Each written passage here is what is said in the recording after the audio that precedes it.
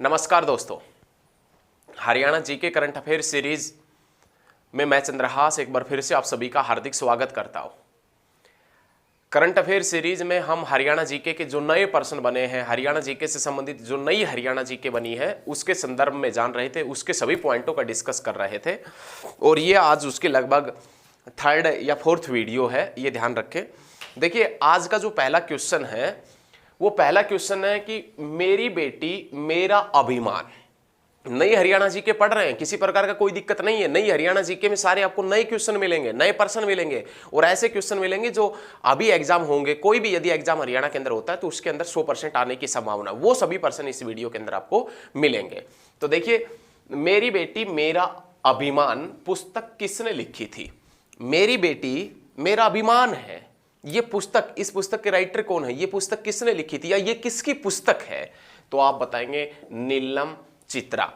मेरी बेटी मेरा अभिमान, ये पुस्तक किसने लिखी थी? नीलम चित्रा ने लिखी थी। सेकेंड क्वेश्चन, प्रदेश का पहला बायो सीएनजी प्लांट लगाया गया है कहां पर? करनाल में।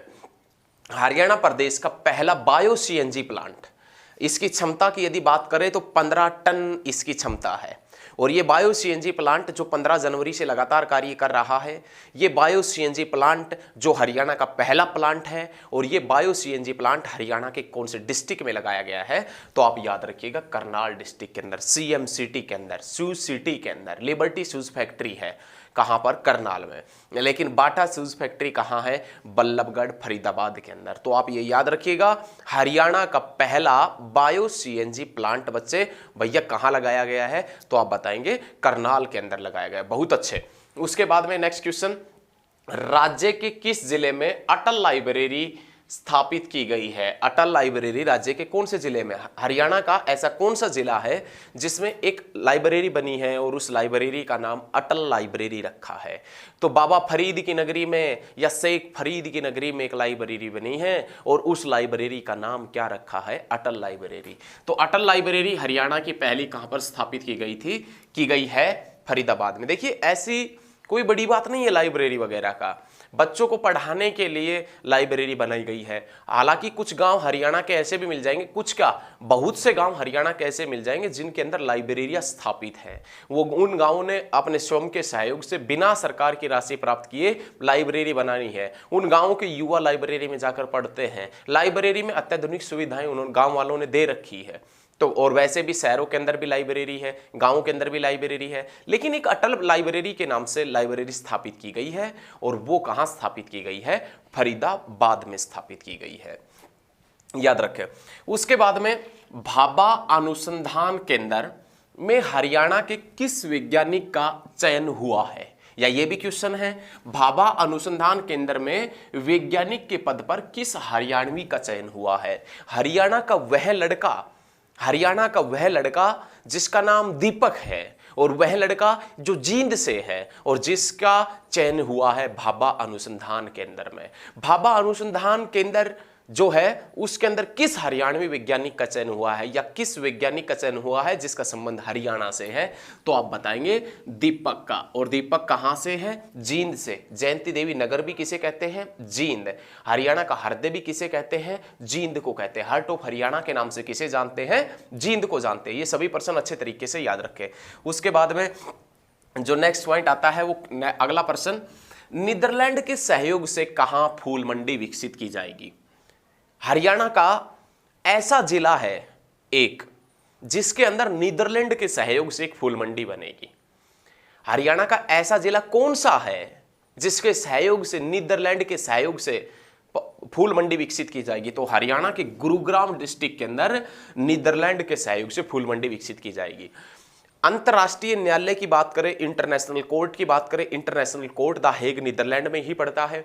पवन चक्कियों की भूमि के नाम से किसे जानते हैं? नीदरलैंड।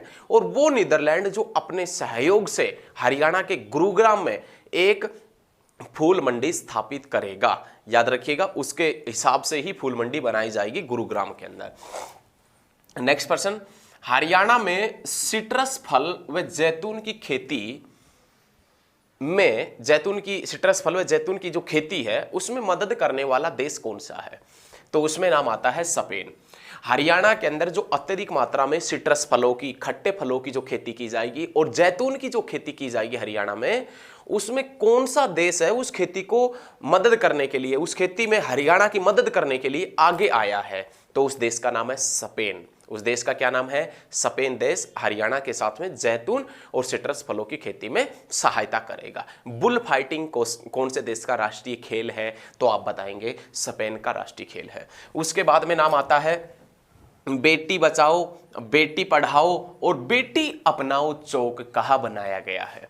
बेटी बचाओ, बेटी पढ़ाओ और बेटी अपनाओ चौक कहाँ बनाया गया है? तो आप बताएंगे अंबाला के अंदर। कहाँ? अंबाला के अंदर।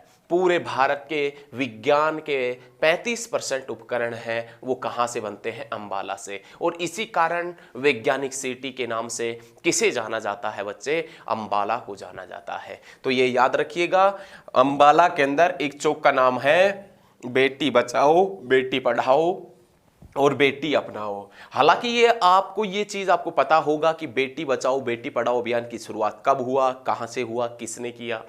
बेटी बचाओ बेटी पढ़ाओ अभियान की शुरुआत के बाद में हरियाणा के लिंगानुपात में काफी सुधार भी हुआ है, ये भी आप देख रहे हैं। क्योंकि यदि हम देखें 2011 की जनगणना के अनुसार तो हरियाणा का लिंगानुपात 879 है, 879 है। लेकिन हम देखें 2019-20 के अकॉर्डिंग देखें तो 924 प्लस है, 924 प्लस है।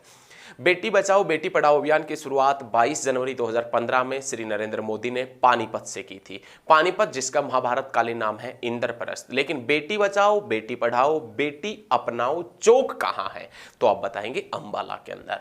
उसके बाद में नेक्स्ट क्वेश्चन, राज्य में एसटीएफ, ये बहुत ज्यादा प्रचलित प्रश्न है, राज्य में एसटीएफ का मुख्यालय कहां है? यदि आपसे पूछे कि जो एसटीएफ है उसका मुख्यालय हरियाणा के कौन से डिस्ट्रिक्ट में बनाया गया है? तो आप याद रखिएगा Gurugram. Cyber city, medi city और मिलीनियर सिटी के नाम से जानते हैं किसको? तो आप याद रखिएगा गुरुग्राम को। किसको जानते हैं? गुरुग्राम को।